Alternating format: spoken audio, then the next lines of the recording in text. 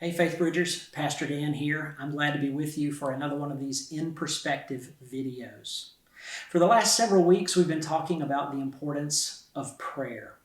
Now, perhaps you've wondered, why would we talk about prayer if we're trying to gain some perspective on this whole COVID experience? Well, there's a very good reason.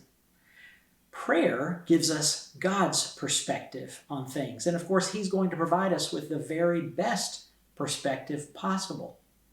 And so the starting place for gaining perspective on anything is prayer, to spend time with God, to spend time hearing from Him, gaining wisdom from Him, understanding a situation the way He understands it.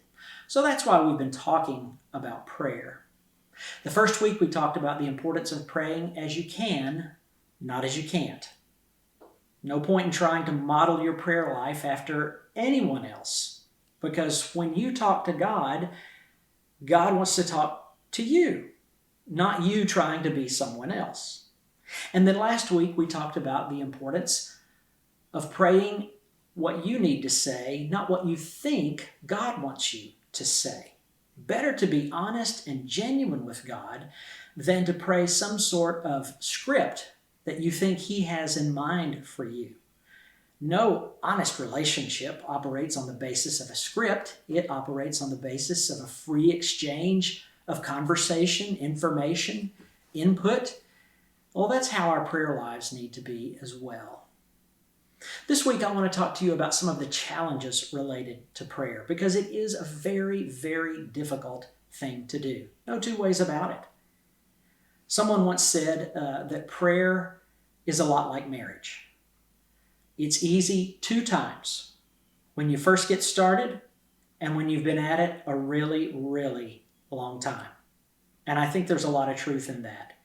Marriage is easy in the honeymoon phase, and if you've worked at it, it gets easier if you've been at it for a while. My mom and dad recently celebrated their 70th wedding anniversary, and my dad quipped, the first 70 years are the hardest part. From here on out, it was going to be a piece of cake. Well, hopefully we won't have to work at prayer for 70 years to get good at it, but we do have to work at it a long time, and we do have to work at it consistently.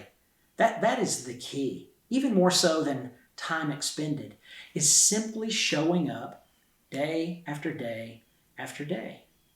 Because you see, prayer is disconnected from our feelings. It doesn't matter how we feel about our prayers. What matters is that we are praying, that we are in the presence of God, that we are spending time with Him. And whether it feels holy or spiritual or not, really is beside the point. What matters is that we are with God.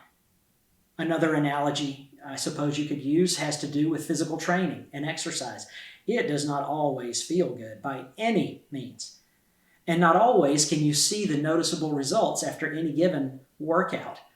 But if we stick with it, day after day, week after week, month after month, year after year, it's going to make an impact.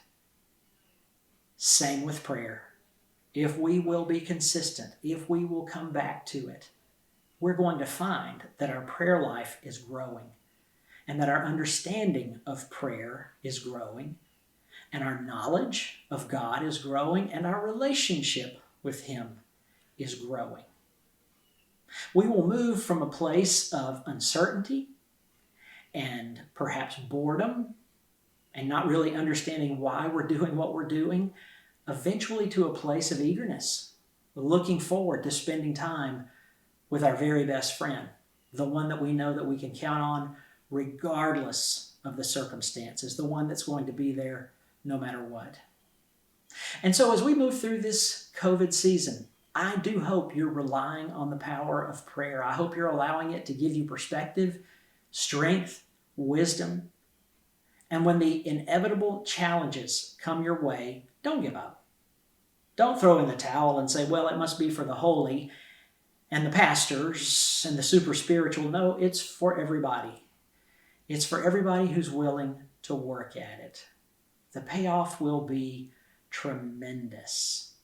perspective, wisdom, understanding, and a growing relationship with God. That sounds like a pretty good payoff to me. I hope you have a great week. I'll look forward to seeing you next week. Take care.